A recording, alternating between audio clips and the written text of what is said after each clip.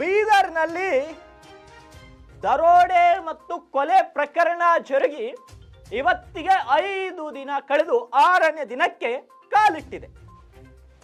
ಘಟನೆ ಜರುಗಿ 6 ದಿನ ಕಳೆದಿದೆ. ಆದರೆ 6 ದಿನ ಕಳೆದರೂ ಆರೋಪಿಗಳ ಬಗ್ಗೆ ಬಂಧನವಿಲ್ಲ, ಅವರ ಬಗ್ಗೆ ಸುಳಿವಿಲ್ಲ ಅನ್ನೋದು ಗೊತ್ತಾಗ್ತಾ ಇದೆ. ಪಾಪ ಪೊಲೀಸರಂತೂ ಅಧಿಕೃತವಾಗಿ ಯಾವುದೇ ಮಾಹಿತಿಯನ್ನ ಕೊಡ್ತಾ ಇಲ್ಲ.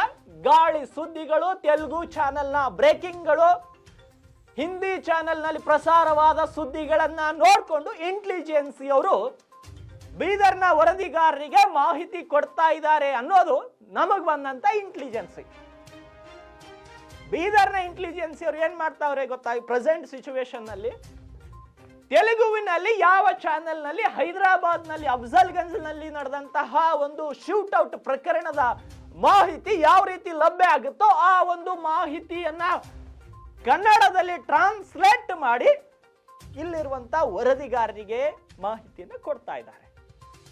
ನಾನು ಕಳೆದ ಪ್ರೈಮ್ ಟೈಮ್ ನಲ್ಲಿ ಕೂಡ ಇದನ್ನೇ ಹೇಳಿದ್ದೆ. ಶನಿವಾರದ ಪ್ರೈಮ್ ಟೈಮ್ ನಲ್ಲಿ ಹೇಳ್ತಿದ್ದೆ ಇವರಿಗೆ ಬೀದರ್ನ ಇಂಟೆಲಿಜೆನ್ಸ್ ಸಂಪೂರ್ಣವಾಗಿ ವಿಫಲವಾಗಿದೆ ಅನ್ನೋದು. ಈಗ ಮತ್ತೆ ಹೇಳ್ತಾ ಇದ್ದೀನಿ, ಅವರು ಅಷ್ಟೊಂದು ಪರ್ಫೆಕ್ಟ್ ಆಗಿದ್ರೆ ನಾನು ಶನಿವಾರ ಸುದ್ದಿ ಬಿತ್ತರಿಸಿದ್ದೆ, ಸೋಮವಾರ ತನಕ ಆರೋಪಿಗಳನ್ನ ಬಂಧಿಸ್ತಾ ಇದ್ರು. ಅದು ಶನಿವಾರ ಕೂಡ ಹೇಳಿದ್ದೆ. ಆರೋಪಿಗಳು ಇನ್ನೂ ಇವರು ಕರೆಕ್ಟ್ ಆಗಿ ಪ್ಲಾನೇ ಮಾಡಿಲ್ಲ, ಇವರಿಗೆ ಒಂದು 2 ದಿನ ಅಂತೂ ಸಿಗೋ ಲಕ್ಷಣಗಳೇ ಕಾಣಿಸ್ತಾ ಇಲ್ಲ ಅಂತ ಹೇಳಿದ್ದೆ. 2 ದಿನ ಆಯ್ತು. ಅಂದ್ರೆ ನಮ್ಮ ಇಂಟೆಲಿಜೆನ್ಸ್ನೇ ಕರೆಕ್ಟ್ ಇದೆ ಅಂತ ಮೇಲ್ನೋಟಕ್ಕೆ ಕಾಣಿಸ್ತಾ ಇದೆ. ಯಾಕೆಂದ್ರೆ ಅವ್ರ ಇಂಟೆಲಿಜೆನ್ಸಿ ತೆಲುಗು ಚಾನೆಲ್ಗಳ ಬ್ರೇಕಿಂಗ್ಗಳು, ತೆಲುಗು ಚಾನೆಲ್ನಲ್ಲಿನ ಸುದ್ದಿಗಳು, ತೆಲುಗು ಆಂಕರ್ ಹೇಳಿದ್ದನ್ನ ಸರಿಯಾಗಿ ಒಂದು 5 ನಿಮಿಷ ಹೆಡ್ಫೋನ್ ಹಾಕೊಂಡು ಕೇಳಿಸ್ಕೊತಾ ಇದ್ದಾರೆ. ಕನ್ನಡ ಚಾನೆಲ್ದವ್ರಿಗೆ ಹೇಳ್ತಾ ಇದ್ದಾರೆ. ನಮ್ಮ ಪೊಲೀಸರ ಬಗ್ಗೆ, ರಾಜ್ಯದ ಪೊಲೀಸರ ಬಗ್ಗೆ ಸಾಕಷ್ಟು ಗೌರವ ನಮಗಿತ್ತು.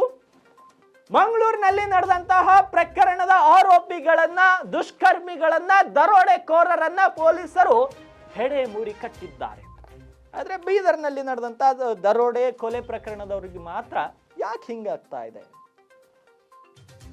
ಸಚಿವ ಈಶ್ವರ್ ಖಂಡ್ರೆ ಅವರು ಆರೋಪಿಗಳನ್ನ ಹೆಡೆ ಮುರಿ ಕಟ್ತಾರೆ ನಮ್ಮವರು ಅಂತ ಹೇಳಿದ್ರು. ಆದ್ರೆ ಇಲ್ಲಿ ತನಕ ಆಗಿಲ್ಲ.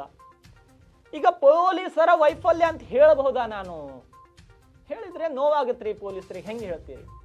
ನಾನು ಹೇಳಿಲ್ಲ, ನಾನು ಸುಮ್ಮನೆ ಇರ್ತೀನಿ. ಹಳ್ಳಿಗಳಲ್ಲಿ ಒಂದ್ಸಲ ರೌಂಡಿಂಗ್ ಹೋಗಿ ಬನ್ರಿ ಬೀದರ್ ಪೊಲೀಸರು. ಹಳ್ಳಿಯಲ್ಲಿ ಜನ ಮಾತಾಡ್ತಿದ್ದಾರೆ, ನಾನ್ ಮಾತಾಡೋದಂತೂ ಬಿಡಿ. ನಿಮ್ PSIಗಳು ಇರ್ತಾರಲ್ಲ ಗ್ರಾಮೀಣ ಭಾಗದಲ್ಲಿ, ಅವ್ರಿಗೆ ಒಂದ್ಸಲ ರೌಂಡಿಂಗ್ ಕಳಿಸಿ ಪೊಲೀಸರು. ನಿಮ್ ಬಗ್ಗೆ ಜನ ಏನ್ ಮಾತಾಡ್ತಾ ಇದ್ದಾರೆ ತಿಳ್ಕೊಳ್ಳಿ. ಏನ್ ಮಾತಾಡ್ತಾರೆ ತಿಳಿದುಕೊಳ್ಳಿ ಒಂದ್ಸಲ. ಸರ್ ಹೆಲ್ಮೆಟ್ ಹಾಕಿದವರಿಗೆ ಓಡೋಡ್ಕೊಂಡು ಹಿಡಿತಾರ ಸರ್, ಕಳ್ಳರಿಗೆ ಹಿಡಿದಿಲ್ಲ ಸರ್ ಬೀದರ್ ಪೊಲೀಸರು ಅಂತ ಬೀದರ್ ಜಿಲ್ಲೆಯಲ್ಲಿರುವಂತ ಜನರು ಮಾತಾಡ್ತಿದ್ದಾರೆ. ನಾನೇನ್ ಮಾತಾಡ್ತಾ ಇಲ್ಲ ಈ ವಿಷಯ. ನನ್ನ ಮಾತು ಒಂದ್ ವೇಳೆ ಬೀದರ್ ಪೊಲೀಸರಿಗೆ ಸುಳ್ಳು ಅನ್ಸಿದ್ರೆ ಒಂದು ಸಲ ಹಳ್ಳಿಗಳಲ್ಲಿ ರೌಂಡಿಂಗ್ ಹೋಗಿ ಬನ್ನಿ.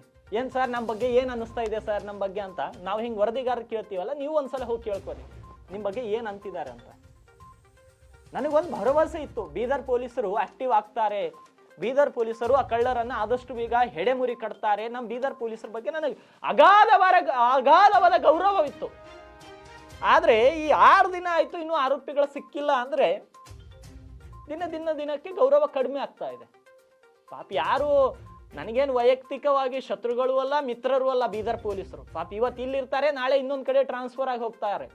ಆದ್ರೆ ಬೀದರ್ ಜಿಲ್ಲೆಯ ಜನರ ಧ್ವನಿಯಾಗಿ ನಾವಾದ್ರೂ ಕೆಲಸ ಮಾಡ್ಲೇಬೇಕು. ಯಾಕಂದ್ರೆ ನಾವು ಇಲ್ಲೇ ಇರ್ಬೇಕಾಗತ್ತೆ. ಜಿಲ್ಲೆಯ ಜನರ ಕೂಗೇನಿದೆ, ಜಿಲ್ಲೆಯ ಜನರ ನೋವು ಏನಿದೆ, ಅವರ ಸಂಕಷ್ಟ ಏನಿದೆ, ಅವ್ರಿಗೆ ಏನು ಸರಿ ಏನು ತಪ್ಪು, ಅವ್ರಿಗೆ ನೈಜವಾದ ಮಾಹಿತಿ ಕೊಡೋದು ಆದ್ರೆ ನಮ್ ಕೆಲಸ ಇದೆ.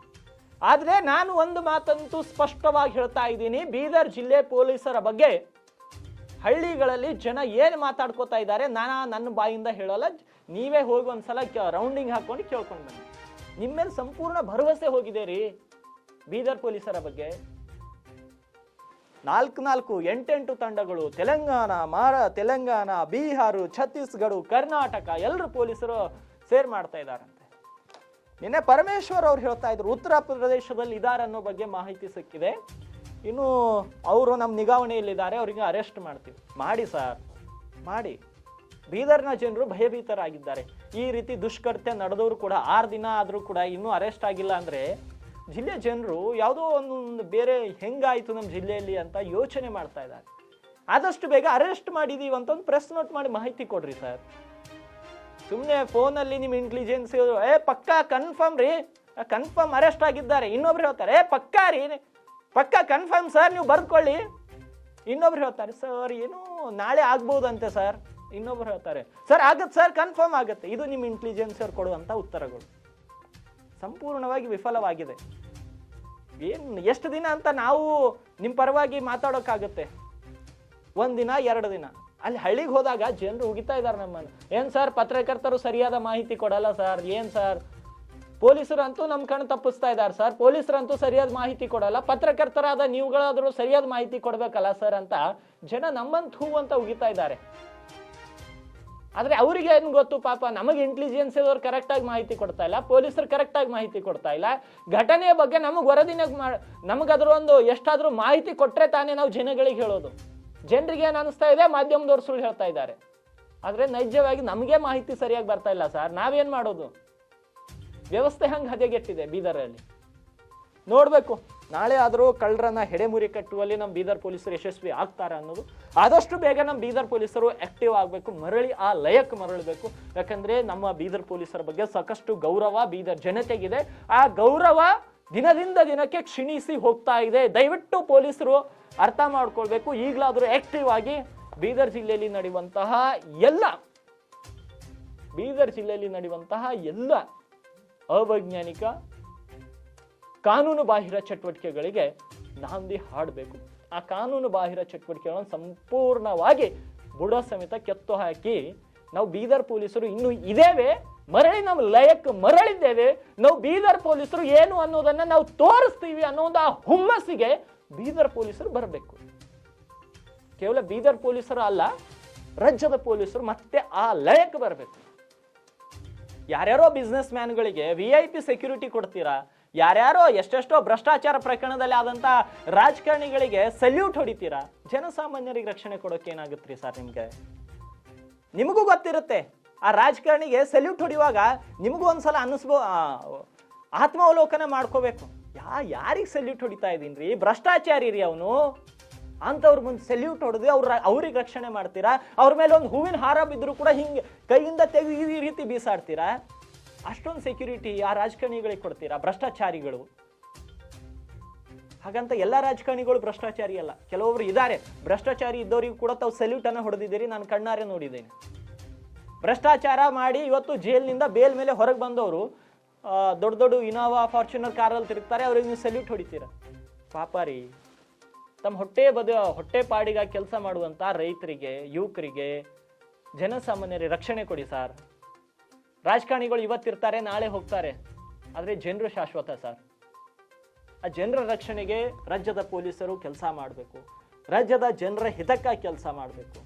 ನಿಮಗೆ ಆಲ್ರೆಡಿ ಎಲ್ರಿಗೂ ಕೂಡ ನೀವು ಪೊಲೀಸರು ಕೂಡ ಇನೋವಾ ಕಾರ್ಗಳನ್ನ ತಗೊಂಡಿದ್ದೀರಿ, ಸ್ಕಾರ್ಪಿಯೋ ಕಾರ್ಗಳನ್ನ ತಗೊಂಡ್ರಿ, ಬುಲೆರೋ ಕಾರ್ಗಳನ್ನ ತಗೊಂಡಿದ್ದೀರಿ. ಬೀದರಲ್ಲಿ ಅವ ಬೈಕ್ ಮೇಲೆ ಆ ಇಬ್ರು ಚಿಲ್ಲರೆ ಕಳ್ಳರು ಓಡ್ ಹೋಗ್ತಾರೆ ಆ ಒಂದು ರಸ್ತೆಯಲ್ಲಿ. ಆದರೆ ಇನೋವಾ ಬುಲೆರೋ ಕಾರ್ ಇದ್ದವರು ನೀವು ಫಾಲೋ ಅಪ್ ಮಾಡ್ಲಿಕ್ಕಾಗಲಿಲ್ಲ ಸರ್. ಇದು ಸಿಂಪಲ್ ಕೆಲಸ. ನಾನು ಮಾತಾಡ್ತಿಲ್ಲ ಸರ್, ಇದು ಬೀದರ್ನ ಜನರು ಮಾತಾಡ್ತಾ ಇದ್ದಾರೆ. ಹಳೆ ಕಾರ್ಗಳು ಬಳಸಿಲ್ಲ ನೀವು, ಹೊಸ ಕಾರು. ಒಬ್ಬರು DYSP, PSI, ASI ಅವರೆಲ್ಲ SP ಅವರಿಗೆ ಎಲ್ರಿಗೂ ಹೊಸ ಕಾರ್ಗಳನ್ನ ಕೊಟ್ಟಿದ್ದಾರೆ ಸರ್. ಆ ಕಾರ್ಗಳು ಯಾತಕ್ಕೆ? ಎಲ್ಲ ಕೊಡ್ತಾ ಇದೆ ರಾಜ್ಯ ಗೃಹ ಇಲಾಖೆ. ಆದ್ರೂ ಕೂಡ ಕಳ್ಳರನ್ನ ಹೆಡೆಮುರಿ ಕಟ್ಟುವಲ್ಲಿ ಯಾಕೆ ವಿಫಲರಾಗ್ತಾ ಇದ್ದೀರಿ? ಉನ್ನತ ತನಿಖಾ ತಂಡಗಳನ್ನ ಬಳಸ್ಕೊಳ್ಳಿ ಸರ್. ಏನಾದ್ರೂ ಮಾಡಿ ಆದಷ್ಟು ಬೇಗ ಆ ಕಳ್ಳರನ್ನ, ಆ ಚಿಲ್ಲರೆ ಕಳ್ಳರನ್ನ, ಆ ದರೋಡೆಕೋರರನ್ನ, ಆ ದುಷ್ಕರ್ಮಿಗಳನ್ನ, ಆ ಕೊಲೆ ಗೆಡುಕನನ್ನ ಆದಷ್ಟು ಬೇಗ ಬಂಧಿಸಿ. ನಾನು ಅನ್ಕೋತೀನಿ ಬೀದರ್ ಪೊಲೀಸರು ಆದಷ್ಟು ಬೇಗ ಬಂಧಿಸಿ ಬೀದರ್ ಜನರಲ್ಲಿರುವಂಥ ಭಯ ಹೋಗಲಾಡಿಸ್ತಾರೆ ಅನ್ನೋ ಒಂದು ವಿಶ್ವಾಸ ನನಗಿದೆ. ನೋಡೋಣ ನಾಳೆಯ ಪ್ರೈಮ್ ಟೈಮ್ ತನಕವಾದರೂ ಬಂಧನ ಆಗುತ್ತಾ ಆಗಲ್ವಾ ಅನ್ನೋದು ನಾಳೆಯ ಪ್ರೈಮ್ ಟೈಮ್ನಲ್ಲಿ ಚರ್ಚೆ ಮಾಡ್ತೀನಿ. ಮತ್ತಷ್ಟು ಬೀದರ್ ಜಿಲ್ಲೆಯ ವಿಷಯಗಳನ್ನು ನಿಮ್ಮ ಮುಂದಿಡುವಂತಹ ಪ್ರಯತ್ನವನ್ನು ಮಾಡ್ತೀನಿ. ನಮ್ಮ ಮಾತುಗಳು ಕಠೋರವಾಗಿರ್ಬೋದು, ಆದರೆ ಅವುಗಳನ್ನು ನಾವು ಯಾಕೆ ಪ್ರಯೋಗ ಮಾಡ್ತಿದ್ದೀವಿ ಅಂದರೆ ಜನರ ಹಿತಕ್ಕಾಗಿ ಪ್ರಯೋಗ ಮಾಡ್ತಾ ಇದ್ದೀವಿ ವಿನಾ ನಮ್ಮ ಹಿತಕ್ಕಾಗಿ ಯಾವುದೂ ಅಲ್ಲ. ಉತ್ತರ ಕರ್ನಾಟಕ ನ್ಯೂಸ್ ಕಳೆದ 42 ವರ್ಷಗಳಿಂದ ಜನರ ಹಿತಕ್ಕಾಗಿಯೇ ಕೆಲಸ ಮಾಡ್ತಾ ಬಂದಿದೆ, ಇನ್ನೂ ಕೂಡ ಮಾಡುತ್ತೆ. ನಮಗೆ ಯಾರ ಭಯವೂ ಇಲ್ಲ, ಯಾರ ಹಂಗೂ ಇಲ್ಲ, ಯಾರಿಗೂ ನಾವು ಸಲಾಂ ಹೊಡೆಯೋರು ಅಲ್ಲ, ಯಾರ ಗುಲಾಮರು ಅಲ್ಲ. ನಮ್ಮ ಸುದ್ದಿ ಏನಿದ್ರು ನೇರ, ನಿಷ್ಠೂರ ನಮ್ಮ ಮಾತುಗಳು ಮಾತ್ರ ಕಠೋರ ಅಂದ್ರೆ ಅವ್ರು ಸುಧಾರಣೆ ಆಗ್ಲಿ ಅನ್ನೋದಕ್ಕೆ ಕಠೋರ ಹೊರತು ಯಾರಿಗೂ ನಿಂದಿಸಿ ಹೀಯಾಳಿಸೋದಕ್ಕಾಗಿ ನಮ್ಮ ಮಾತುಗಳು ಕಠೋರ ಅಲ್ಲ. ಎಸ್, ನಾಳೆ ಪ್ರೈಮ್ ಟೈಮ್ನಲ್ಲಿ ಭೇಟಿ ಆಗ್ತೀನಿ. ನೋಡೋಣ ಅಲ್ಲಿ ತನಕ ಈ ಕೊಲೆಗಡಕನ ಅರೆಸ್ಟ್ ಆಗುತ್ತೋ ಇಲ್ವೋ ಅನ್ನೋದು.